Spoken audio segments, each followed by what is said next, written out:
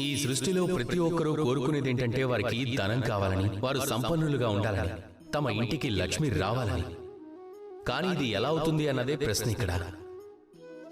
కొందరు అంటారు కష్టపడితే ధనం వస్తుంది అని, మరికొందరు అంటారు విద్య ఉంటే, తెలివి ఉంటే ధనం వస్తుంది అని, మరికొందరు అంటారు బలవంతులుగా ఉన్నట్టయితే అప్పుడు సంపన్నులు అవుతారు అని. సరే, అదే నిజమైతే పనివారు అందరికంటే ఎక్కువ కష్టపడతారు.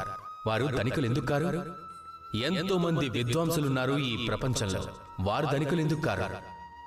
ఎంతో మంది బలవంతులైన వ్యక్తులున్నారు, వారి దగ్గర ధనం ఎందుకు లేదు? వారు ధనం కోసం ఎందుకు కష్టపడతారు? అలాగే కొందరు ఇలా కూడా ఉన్నారు, వారు కష్టపడతారు, వారు పనిచేసినందుకు వారికి అందుకు తగిన ధనం కూడా కలుగుతుంది. కొందరు విద్వాంసులు కూడా ఉన్నారు, వారి దగ్గర అత్యంత ధనం కూడా ఉంది. మరికొందరు బలవంతులున్నారు, వారి దగ్గర ధనం లేకపోవడం అనేదే లేదు.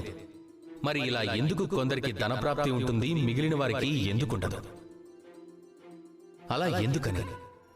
ఎందుకంటే లక్ష్మీదేవి ఇంట్లోకి రావాలంటే అన్నింటికంటే ముఖ్యమైనది ఒకటి ఉంది. అది మీ కర్మల ఫలితం. మంచి పనులు చేయండి, పుణ్యాలు చేయండి, అప్పుడే లక్ష్మీదేవి ఇంట్లోకి వస్తుంది. లక్ష్మీదేవి అనేక నామాలలో ఒకటి పుణ్యమాత అని కూడా ఉంది.